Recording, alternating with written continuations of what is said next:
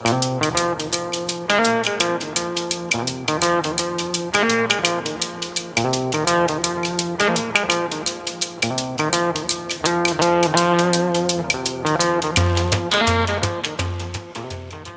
to Talk of the Bay. For those who love to hike, Santa Cruz County is a dream come true. With nearly a dozen state parks, there are hundreds of miles of trails to enjoy, and that number is continually growing thanks in part to Santa Cruz Mountain Trails Stewardship, who have been creating and maintaining world-class trails responsibly, sustainably, and collectively since 1997. I have Executive Director Matt DeYoung in the studio with me to discuss the state of local trails and how their community-driven efforts are putting Santa Cruz on the map to becoming the model for sustainable trail systems. Matt, thanks for joining us. Yeah, thanks for having me. All right. So first of all, I'm going to ask you to move that mic a little closer to your mouth. There you go. Perfect. So tell our listeners what Santa Cruz Mountain Trail Stewardship is all about. Like before we went on air, I was saying to you, I'm like really curious, like who builds trails? Isn't it the state or the county? Like why do we need this nonprofit, right? Yeah, it's a black box for a lot of trail users. Like, where does the trail come from? We kind of take it for granted sometimes. So we're a nonprofit organization, a trail stewardship organization. Our focus is on designing, funding, building and maintaining sustainable trails, as well as park facilities like pump tracks for wheeled trail users. And we came about because there was really a gap between our local land managers' needs for deferred maintenance and project development that they were not able to always meet. So there was an opportunity for a third-party organization to come in with volunteer labor and professional staff and fundraising abilities to get more done and keep our trails the best they could possibly be. Right. So I'm hearing people who like to ride bikes, right? Having a lot of energy. You were talking about the pump tracks, and are bikers a big part of this group, or is it a big mix of walkers and bikers? It's a big mix. We're a broad umbrella where we have equestrian supporters, hikers, runners, bikers. We were originally founded as a mountain bike organization, right? Okay. And the focus really changed over the years, where trail buildings where we found the most impact. So we rebranded several years ago to reflect that. So we're serving all trail users. Most of the trails we build are multi-use. Most of our trails a lot of our trails in the county are multi-use, and there's lots of hiking and equestrian trails as well. Wow, I love that broad reach and that community effort. Like, this is community radio, so we get a little hopped up about any effort like that. And so just to whet people's appetites, share with us some of the trails that we might know that Santa Cruz Mountain Trails Stewardship has built. Yeah, absolutely. Our first major project was right down the street, Emma McCrary Trail in Pogonip, multi-use trail that connects the city of Santa Cruz with UCSC and Henry Cowell. We've also done several other trails in Pogonip, the Lookout Trail, Ohlone Trail, and the Pogonip Nature Loop reroute. So we've done a lot of work there. We do most of the city of Santa Cruz trail maintenance at this point and do new construction for them. We also work with state parks quite a bit. Wilder Ranch, we built the new Enchanted Loop upgrade, as well as the West Inglesman trail reroute. So those trails that are right from the corral there going up the hill used to be those steep eroded fire roads that were safety issues, natural resource issues, dumping sediment into the creeks, and also a challenge for hikers and bikers who may not be of the utmost levels of fitness, having a hard time getting up the hill. So we replaced some of those roads, restored sensitive habitat, and created these new sustainable trails that are much easier to access and much more enjoyable. So working there at Wilder Ranch, also at Fall Creek State Park, we did a lot of work after the fire to get that back open. Can you? I love to hike in Fall Creek. So yes. Can we get a little bit granular? Like what did you see on the ground in Fall Creek, and what kind of work did y'all need to do there? Yeah, so parts of the park were pretty heavily impacted by the CZU fire. So, when we came in, the trail had been washed away in many places. So after the fire, we had rains, and as these hillsides were denuded, erosion was a major issue. So lots of erosion that needed to be remediated, as well as lots of hazard trees. So there's lots of dead trees that were safety issues, and also long-term maintenance issues where these trees are going to fall and potentially, tear out pieces of the trail. So we did a lot of work to take down those dead trees. And also at the same time, we're reopening this trail for public use, but we're also creating a shaded fuel break for long-term fire management. So we're creating these fire lines that can be maintained for years to come to help avoid catastrophic fire like we saw in the CZU fire. Wow. So I'm picturing like chainsaws, like lots of tools, lots of hard work. I've heard the word community. So how many of the people actually doing this work are volunteers versus paid professionals? Yeah, that's a great question. So we have a staff of 25. Our trail crews, about half of that, and they're trained professionals. They're equipment operators, they're professional fallers and chainsaw operators. So they're doing the really technical work out there. So they're doing the dangerous, tree felling and operating heavy equipment. But volunteers played a major role in that project and in all of our projects, where they were able to come in and help us make brush piles for prescribed burns, able to help do the tread work to reestablish the trail and just to clean things up. So, we last year in 2022, we did 10,000 hours of volunteer work, had over 600 people come out. So it's a major part of the work we do. So that's really been our success story, is we bring that hybrid professional resource as well as bring the community in, which is a big lift. It's not a strong suit of many of our local land managers, so we can help bridge that gap and bring the community in to get work done, but also to educate folks. We go out there hiking so often and we don't have that understanding of all those resource issues and constraints out there. So it gives us a chance to really educate people about why we're doing what we're doing and some of the other things they're seeing in the parks. Wow. So that's a lot of volunteer hours. That's super impressive. And I want to know, how do you decide which trails you're going to work on? There must be a lot of time spent planning before you then go out and bring in those volunteers. I'm just seeing that your organization, there's probably a lot of complex stuff going on. Yeah? How do you choose those projects and then interface with the local government, right? You've got to interface with local agencies to decide what to do and implement. Yeah? Yeah, absolutely. We operate always in partnership. So we work really closely with all of our local agencies to understand what the needs are. So that's where we start. Hey, what are the needs? How can we help? So that's where we start off. And then we have, some really engaged volunteers and our volunteer coordination staff that are out there scouting trails to identifying issues. So, we'll have people letting us know when they see things out there, or we're out there doing our annual scouting to see what kind of maintenance issues there are. And then from there, we prioritize, hey, where's the greatest need? Where's there a safety issue or a resource impact issue, and plan from there.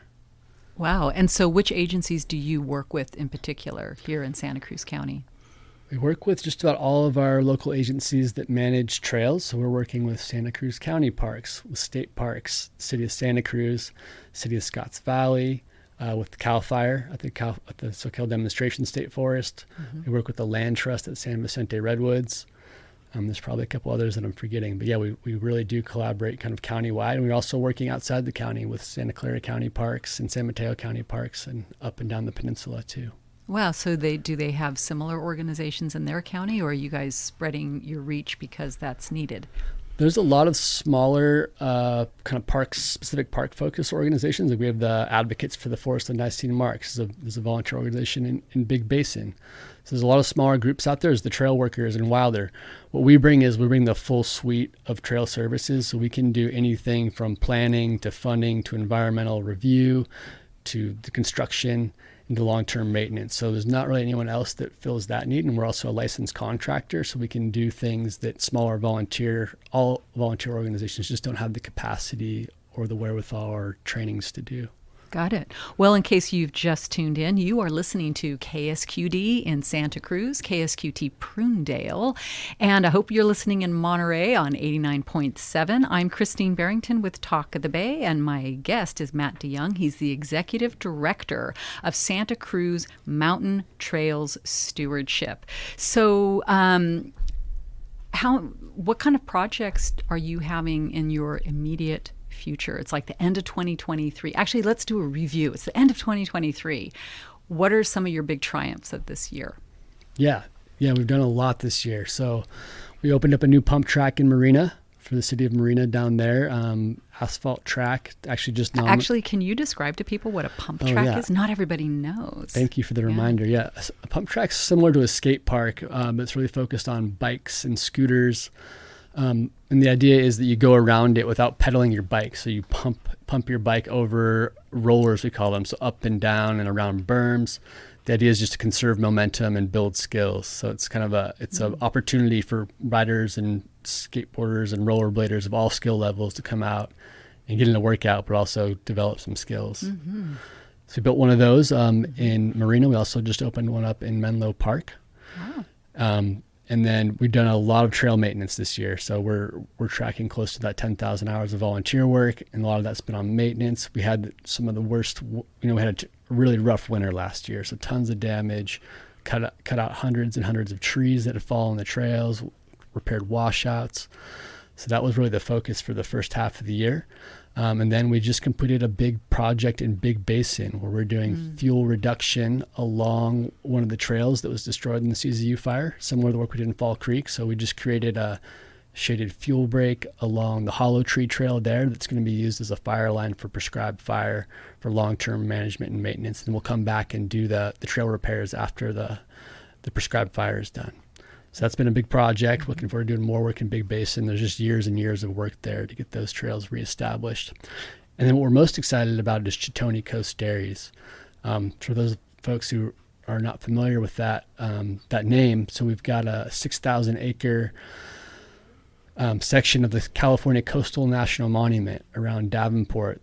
It's never been open to the public before, so it's going to be pretty phenomenal. I've been hearing about it. Yeah, there's chatter out there. Yeah. Yeah. So it's just, we've all driven by that property for years and years and years, and now you're going to be able to get up into that property and look back down on the ocean. Just phenomenal views, rivaling Big Sur. Wow. So it's kind of like Wilder Ranch, but the marine terraces, they're taller, they're closer to the ocean, so you just have that sense of looking out over the Pacific, and a really diverse ecosystem there as well, where you've got the coastal prairies, you've got oak woodlands, you've got the redwoods. It's got it all. So we're working with the Bureau of Land Management. We have a cooperative agreement there where we're doing the design, the build, and the maintenance of those trails. So it's going to be so all of them in that area. Yeah, so there'll be 19 miles of new trail on the property there. Wow. And we're building those out. We're funding that project as well. So that's a community funded effort with a combination of grants, corporate sponsorships, as well as individual giving being one of the major contributors to that. So, we think, it's a new national monument. The federal government's just going to come in and open that up. But unfortunately, the fact that we've got this new property opening up does not guarantee that there's funding to implement plans there. So the BLM really depends on these types of community partnerships to implement a lot of their projects. Wow. So it's sort of for the people who love being out in nature, hiking, they're going to take it upon themselves to make this happen. And I'm betting some of our listeners might be asking themselves, like, well, we pay our taxes. Why should we have to give more money and make this happen? Tell us your elevator pitch that, answers that and makes it really compelling to give to your organization. Yeah, we're just humble trail builders, so we don't get too deep into the ins and outs of federal funding and whatnot, but we do obviously advocate to our congressional representatives and senators to fund these things. But, there's no guarantee of when those things will happen. The winds in Washington blow this way and that, but we're still here and we still want to use the trails and expand public access. So we've figured out levers that we can pull to make that happen. So most of those projects that I mentioned earlier have been funded by the community. Oh, that's so impressive. By the government. Yeah. So what proportion is funded by you said there's the community, there's grants, and grants can be, hyper local grants. They can be county, maybe state. How would people understand the structure of what these wonderful things that we enjoy, how they come into being financially? Yeah, absolutely. I think Chitoni Coast Dairies is a great example where we do have federal funding, a grant for that part of that project, but it's about 1/10 of the overall cost. The project's going to be a $2.7 million project. We've got $250K grant from the BLM and hopefully more coming. But the gap there, so most of the money is coming from individuals. and businesses. So it really does take a village and a community to make these things happen. So there's so many generous people that have stepped up. There's probably a lot of people who don't understand that they could help accelerate this process and make it happen too. So how might they do that? Yeah, well, thanks for asking. We're a nonprofit, so we take donations. About 50% of our revenue is from individuals. And now's an especially good time to give of our end of year giving campaign. We have a very generous anonymous donor who's matching all funds through the end of the year. Nice. So people can double their impact right now and help us, implement these trail projects. We're working at Shoshone Coast areas like actively. Our crew's out there today. We've got volunteers coming out tomorrow. We're out there every day, but that project is not fully funded yet. So we're building it funding it as we go. Great. So if somebody's like, I'm going to pull out my credit card and make a donation right now, where would they go? They go to santacruztrails.org. That's easy, santacruztrails.org. Yep. Beautiful. That's so simple. So, and in case you've just tuned in and you're wondering what exactly we're talking about, this is KSQD in Santa Cruz, Prunedale, and Monterey, 89.5, 89.7, and 90.7 FM. This is Talk of the Bay. I'm Christine Barrington. I have in the studio with me Executive Director Matt DeYoung of Santa Cruz Mountain Trails Stewardship. And as Matt was saying, you can donate, but there's lots of other ways to participate. So we're going to circle around to talk more about volunteering right after this short break.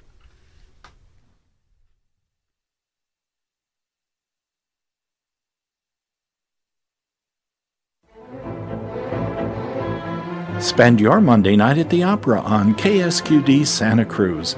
You'll hear the world's greatest singers tell some of the world's most powerful, romantic, funny, and unforgettable stories, all set to the most glorious music ever composed. It's all about drama and being a diva. Monday night at the Opera, 7 to 10 p.m. on KSQD Santa Cruz 90.7 FM.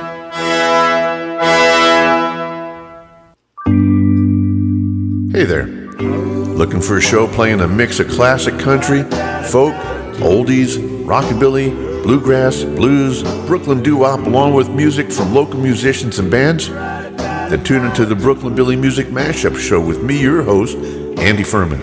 Every Tuesday, 11 a.m. to 1 p.m. here on KSQD 90.7 FM, Santa Cruz, California, streaming to you live over the web at ksqd.org.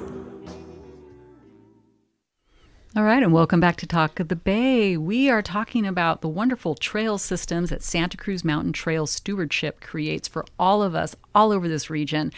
And so, Matt, why are trails important? I mean, I think they're important, but you tell us, why are they important? Yeah, it's a great question. We have to remind ourselves, we get caught up so much in the nitty-gritty of how are we building these trails and the ins and outs of construction and getting volunteers out and funding. But yeah, at the end of the day, stepping back, trails are the way that most of us interact with nature. When we think about getting out into the woods or out into our parks, it's usually on a trail. So just that, there's so many benefits to that, whether it's public health, mental health, just our community well-being. And a lot of our social groups revolve around going for a hike or a bike ride and whatnot. So it really is a major contributor to the health of our community, and part of the reason we all want to live here in Santa Cruz County is that amazing access we have to our natural spaces. So trails are really the conduit to those experiences. So we strongly believe that investing in that through volunteering, donating, is a way that we can really build a stronger community. Yeah, it's really interesting. Over the years, I've had people who have lived in other parts of the United States, say in Texas, the particular memory, and then I have another friend on the East Coast, and they were saying to me, you don't understand. We don't have the open spaces in these parts of the country. We don't have the trail systems. You can't go out and enjoy nature in the same way so easily, which I found really shocking. I really didn't know that. You're nodding your head. Can you speak to that? Are you aware of that difference? Yeah, that's why we pay such high cost to live here, right? It's that access to the outdoors. We've got huge percentage of our local lands are protected and open to the public, which is unique. We take it for granted here sometimes, but it is unique in this region, especially that we've got such dense population also with such great access to the outdoors. Yeah. And one of the gifts of having these trails is that we can go out alone, we can go out with our friends, but you also mentioned to me family trails. Can you tell us a bit about that? Like, what does that mean, a family trail? Is it extra wide to accommodate the family or extra flat to accommodate the little ones? What are family trails? Well, I think we have something for everyone. So it depends on, what a family's looking for, maybe the age of the kids and just how much time and effort you want to put in. But luckily, with that access we have, you can go for a 10-minute hike or walk, or you can go hike for 7 or 8 hours. We've got it all. You can go on the bluffs at Wilder and do a very, casual flat walk along the ocean. I can go to Fall Creek and walk in the redwoods along the creek there. There's so many places to go and see. So give us your top 3 recommends. If somebody was like, what are the most beautiful trails in your opinion in this region? Yeah, absolutely. Fall Creek's one of my favorites from the bottom of that park. It's just a really fantastic canyon with, the redwoods and the ferns, a lot of history as well. There's limestone quarries up there and the old kilns where they burnt the limestone to fuel all kinds of operations up there. So there's a lot to see and do. And, if whether you're into history or just immersing yourself in nature, listening to the sound of the creek, it's a really great spot to be. So that's one of my favorites. Wilder Ranch is just such a sublime spot with the views of the ocean and the coastal prairies there. So that's just a really special area. And you also get that diverse experience of the, coastal bluffs and the coastal prairies and then the redwoods and the oak trees too. So it's a pretty special spot. I have a question.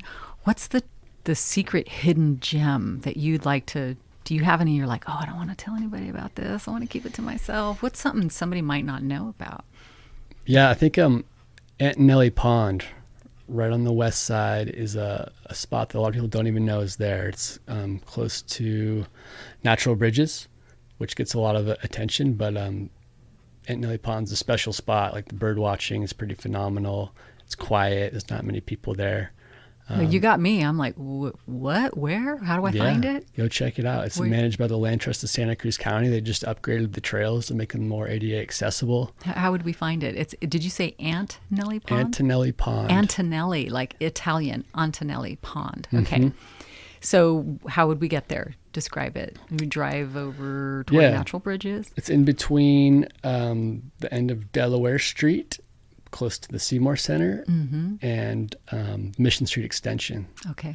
Yeah, so it's the rail trail currently terminates, the western end of the rail trail currently terminates.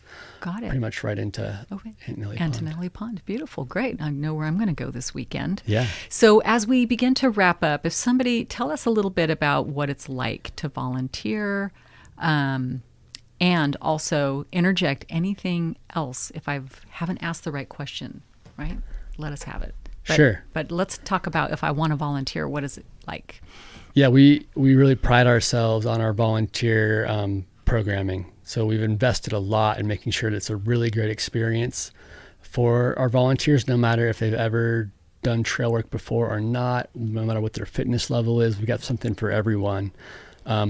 We've trained our super volunteers, we call them crew leaders. They've been through a whole training program where they learn all about sustainable trail building and maintenance, but most importantly about managing other volunteers, because it's so important that we put on a good experience. So when people come out to our volunteer events, they're going to accomplish something meaningful, get educated on why we're doing what we're doing, and also enjoy great hospitality. So we have our Dig Day events, or our premier events. We have one coming up this Saturday at the Soquel Demonstration State Forest.